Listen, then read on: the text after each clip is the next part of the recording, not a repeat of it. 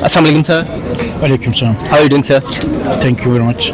Sir, it's happening first time in Pakistan that the Turkish festival is happening at any university.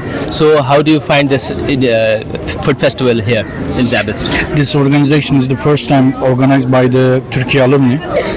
You know that Turkey alumni is the students graduated from Turkish universities. So food is very important for cultural interaction. It is very good opportunity provided by the Turkey alumni, this interaction, cultural interaction. As TIKA, we are implementing agriculture project, food project. We supported Pakistan Institute Hotel and Tourism Management.